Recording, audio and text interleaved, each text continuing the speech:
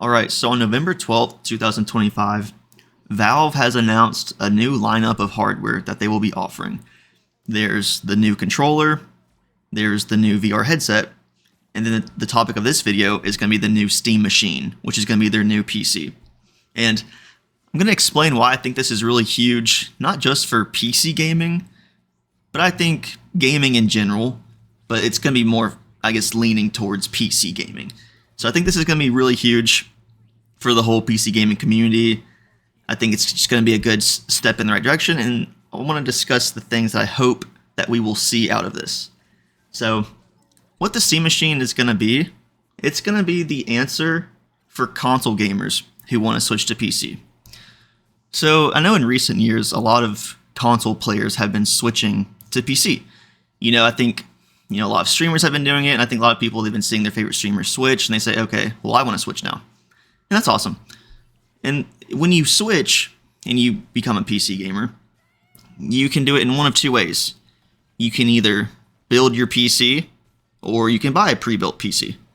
Well, the issue with buying a pre-built is a lot of the times you pay for these overpriced computers that, they have all this flashy RGB and all these flashy lights and stuff, and it looks really cool. And so you think you're getting this good computer, so you spend over $1,000 on a computer. Well, it turns out they're not actually good computers. It just had a bunch of flashy colors, and you thought you're getting something that was going to be good, but you actually didn't. And the only way to get a really good pre-built is to spend probably $2,000-$3,000, or if you're just really smart, you can do your research and you know which parts to look for. You can do that and look for a pre-built that way. But that poses another issue. I think a lot of people who are on console, they may not know enough about a graphics card or a CPU. They may not know what the heck is a VRAM. What's that? What's RAM? And so they have no idea. They're probably just buying a pre-built that looks cool. Okay, so that's one option, and I think that's an issue with that. If you're someone who doesn't know anything about PC hardware, it's very easy to get ripped off and scammed. And I think it's unfortunate, but that's just it is what it is, and you have to just be looking out for that kind of stuff. And the other option, like I discussed, you can either build your PC or find someone who can build it. Well, this is another issue. Okay, if you're probably switching to PC, you probably don't know how to build a computer, and finding someone could also be hard. Then you're obviously going to have to probably pay them, and that just becomes another barrier to overcome. And then another thing is just buying the parts. It's like, okay, if you're a console gamer and you're switching to PC, well, how do you know what to build? How do you know what graphics card and stuff? How do you know what's compatible? Nowadays it's definitely a lot easier with what's it called, like PC Part Picker or something like that. It's definitely a lot easier nowadays to build a computer than it was in the past. But it's still, if you're someone who doesn't know, you just don't know, right? Unless you can find someone and you can give them a budget and tell them what kind of games you're playing, they could probably try to help you out. But even then, it can be hard. So yeah, this is going to be the answer to people who want to switch. The Steam Machine is going to be awesome. It's going to be a PC that is already built for you. It's going to be, hopefully it's going to have good performance and stuff. It's going to be priced decently, and it's going to be like a console. So when you load it up, I would assume it's going to be in probably Steam Big Picture mode. It's going to look and feel like a console, and obviously it's going to be a PC, but I'm assuming it's going to feel like a console. Or maybe I'm wrong, but I could be wrong. And so I say all that, and then another issue with PC gaming, getting into it, is it's not very intuitive. So once you got over the hurdle of either buying or building a PC, okay, well now your next hurdle is you have to figure out what drivers to install. Do you have an AMD card or NVIDIA card? You have to figure out how to set up your BIOS so you can make sure your RAM and your CPU is clocked correctly and stuff like that.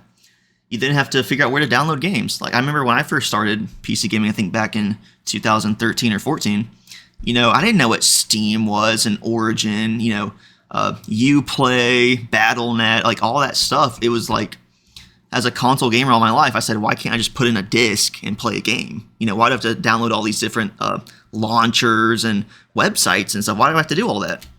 I just didn't understand. And they've definitely made it a lot easier now. I think now a lot of games are now on Steam, but still, there is that hurdle of knowing, what to download. And then let's see, just other stuff. So let's say you get like a Logitech keyboard or a Razer mouse. Well, now you have to download Logitech G Hub. You have to download Razer Synapse. What else? Like I said, like if you're someone who isn't really familiar with PC gaming, you wouldn't probably know to do all that stuff unless someone helped you out. And then finally, there's like a lot of system settings that you just have to go into your computer's settings. So like game mode, hardware acceleration, maybe you want to play with HDR.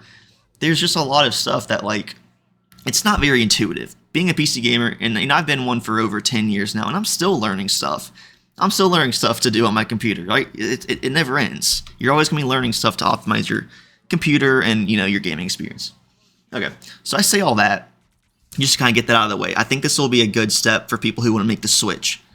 The Steam machine, it should be, should be really intuitive. I don't think you'd have to worry about all the drivers and stuff like that, because it's going to be in SteamOS, which we'll talk about that in a second.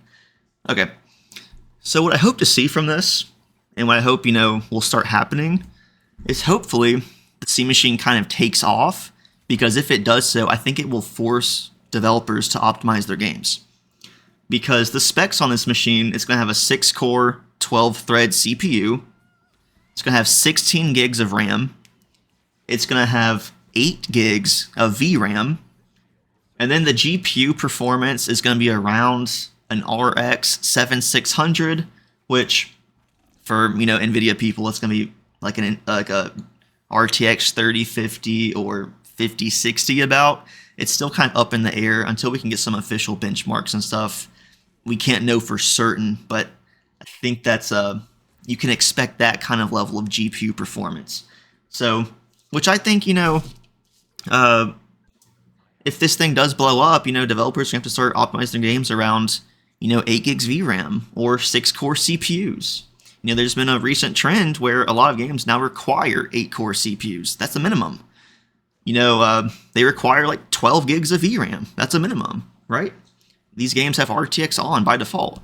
So hopefully if this thing picks up, it will just force developers to, they're going to have to optimize their games around these specs, because a lot of people will probably be on it. Okay, and now let's kind of talk about the performance that Valve is claiming. So they're claiming it's going to achieve 4K 60 FPS if you turn down the settings. I'm assuming probably medium settings with upscaling on. That's what they're claiming right now. We don't know this, I don't think, unless some other people have been doing benchmarks that I don't know about. But we don't know if this is confirmed or not. That's what they're saying we can expect. And Valve, they've always been a pretty, they're an honest company. I wouldn't think they would lie about this, something like this. So I think we can probably expect that. Which, I think this is perfectly fine. 4K 60 FPS on medium settings. Any new title is still going to look great. And especially for someone who's coming from console, I think this will look really good, right? You probably don't know any different. This will look really good. So I think that's perfectly fine. And that's 4K. So if you're playing at 1440p or 1080, you can expect better frames than that. So that's what their performance is going to be. And let's see. So Valve is saying because this is a PC, it will be priced around a PC price. Do not expect a console price out of this. They've already said this is going to be probably higher than a console. So I think right now the PS5 is going for, I think, around $500 for the console. If you get the PS5 Pro, I think it's like $750. So I would expect probably maybe like $800 to $1,000 is the range I would expect. Because keep in mind, this isn't a console. This is a full-out PC. You can, stream. You can do all sorts of stuff. It's a PC. And so that's what they're saying about the pricing.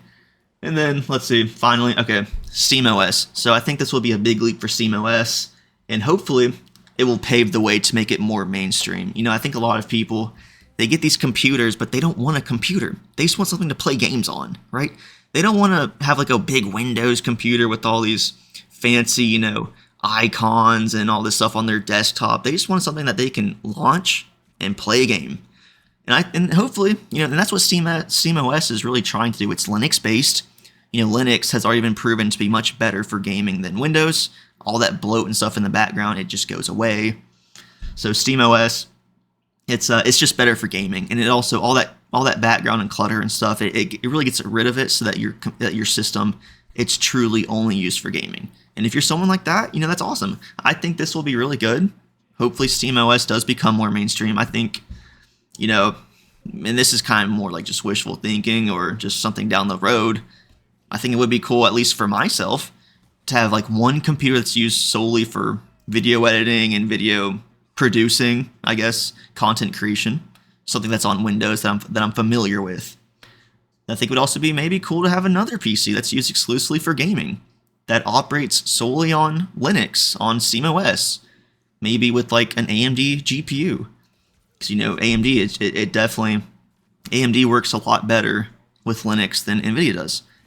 And I think that's another thing that could come out of this. Maybe NVIDIA will start optimizing their drivers for Linux because, hopefully SteamOS kicks off and Linux becomes more mainstream and stuff like that. So I think that's all I've got to say about this topic. Like I said, I'm really excited for this. I think this will be just really good for gaming, PC gamers. We'll see what the pricing is like. Hopefully it's in the range that I was kind of talking about earlier, 800 to 1,000. I think that would be pretty good. We will see. I think hopefully we'll see a big shift to PC gaming. Maybe people who were on the fence, I think the new consoles will probably be coming out in like another 2 or 3 years. They come out like every 7 years or so. So I would think that people, instead of getting like the new Xbox, they may just get the new Steam machine, right? So I think that's possible. So yeah, this is gonna be really good. Just let me know your comments, see if you agree, disagree. And anyways, yeah, so thanks for watching.